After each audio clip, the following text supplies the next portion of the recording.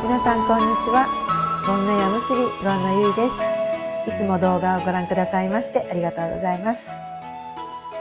日本舞踊や日本文化の本を紹介するコーナー、いにしえ日記。前回に続き、今回は私の履歴書竹原藩の後編をお届けします。前編では徳島での幼少期から大阪時代、芸の道に出会い、芸者として花開くまでをたどりました。後編では東京での再出発、舞踊家として生き抜いた一人の女性の物語です。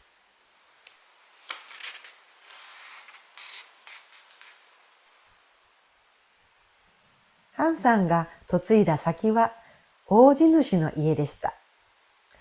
この大地主さん、有名な方ですね。目の引っ越しという本、私も好きでした。またいつか紹介できればいいなっていうふうに思います。さて、ちょっと戻りますけども、お母さんにも可愛がられ、気ままな生活を送っていましたが、踊りへの情熱は消えませんでした。ご主人の留守中にこっそり踊っていたハンさんを偶然見かけたご主人は、それから時々お茶屋へ連れて行ってくれたそうで、芸者さんたちと一緒に何時間も踊ったこともあったといいます。主人も踊りに対する執念を見抜いたらしく、踊りで身を立てた方が幸せだろうということで、5年で結婚生活に終止符を打った。いわゆる協議離婚である。とハンさんは書いています。私の心の底には知らず知らずのうちにやむにやまれぬ執念が芽生えてきたのである。離婚後、ハンさんは老舗料亭七番に勤めます。働きながらも踊りを忘れることはなく、お客様に所望されると座敷で舞を披露しました。ある日、藤間勘十郎先生が店を訪れ、ハンさんにこう声をかけます。地唄舞は関西で盛んだが、あなたは東京にいらしたのだから、東京の地唄舞というものを作ってごらんなさい。この一言がハンさんの心を大きく揺り動かしました。31歳の時のことです。やがてハンさんは自分の店を持ちたいと思うようになります。元来お金には縁がなかったものの、大阪時代からのごひいきな方々に支えられ、祝い金で小さなお茶屋を開きました。店の名前はおはん。けれど、大阪時代にブリキの上下と言われた私。お客様と一緒に飲んで騒いでしまう。ちょっとなんか親近感の湧く話ですよね。なんとなく私もホッとしましたけども。店は賑わっても収入はさっぱり。悩んだ末に高尾山へ参拝し、新橋の芸者に転業することを決意します。36歳の時のことでした。新橋では前代未聞の花台でお披露目を迎えます。けれど東京と大阪では芸者のしきたりも違いました。芸者は料亭の勝手口から出入りしなければならず、ハンさんは初めて勝手口から入ったとき、なんだか情けなくて涙がこぼれた、と回想しています。太平洋戦争の足音が近づく中、本来は芸者は裾を引いてはいけないことになっていたそうなんですけども、そんなことは知らずに裾を引いたまま待っていたそうです。すると、ある人が、なぜおはんちゃんだけと苦情したそうですけども、それでも私はお客のご要望によりそのままで通してしまったが、別にその筋からは注意もされなかったと書かれていました。昭和27年50歳の時、新橋演舞場で開いた竹原藩舞の会。それは藩さんにとって一生の思い出となりました。東京で地歌舞を普及させなさい。藤間勘十郎先生の言葉を胸に、東京の大劇場でのリサイタルに挑みます。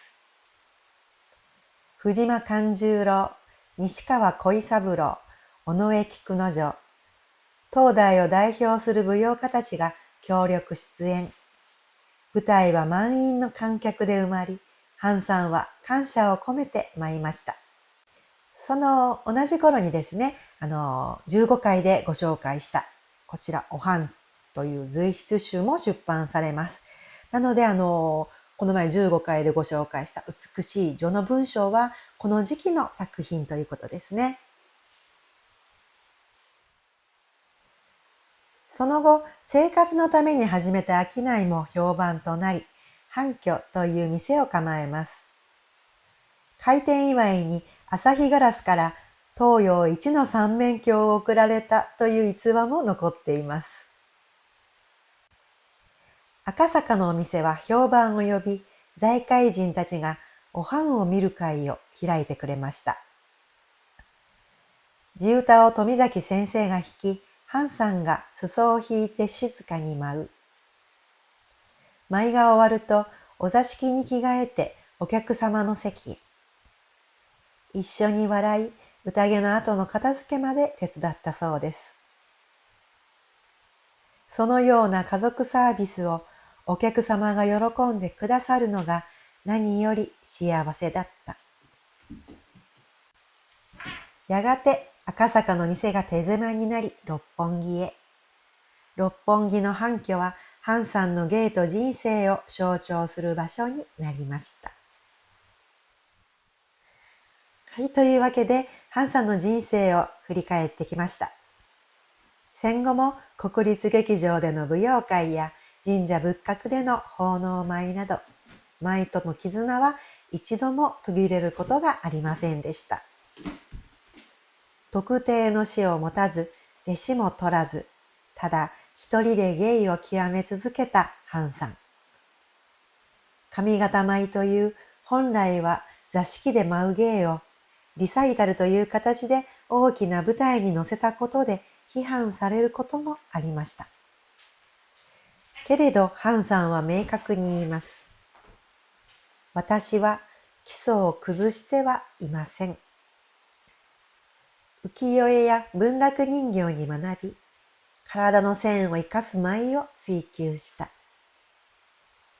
柳の帯を長く垂らし、勝山のかつらを用いる。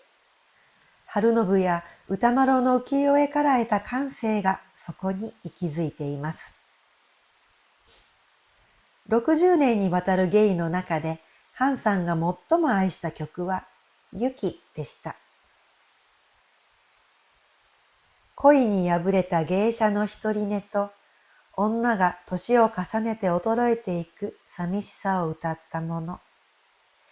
舞うたびに胸がジーンとして、終わりに近づくほど自然に髪でも切ろうかという心境になる。その言葉の通り、彼女の舞には人生そのものの切なさと美しさが宿っています。綺麗な年寄りになりたい。身も心も綺麗なおばあちゃんになりたい。75歳の時の言葉です。その言葉の通り、彼女の舞は最後まで静かで気高く美しいものでした。はい、ということでしたね。ハンさんの人生はまるで一編の舞のようでしたね。華やかさの中に寂しさがあり、静けさの奥に強い芯がある。今も彼女の舞は人の心の中で静かに息づいています。今回も最後までご覧いただきましてありがとうございました。また感想などコメントでお聞かせいただけたら嬉しいです。そしてこの動画を気に入っていただけたらチャンネル登録と高評価もよろしくお願いします。それではまた次回お会いしましょう。ありがとうございました。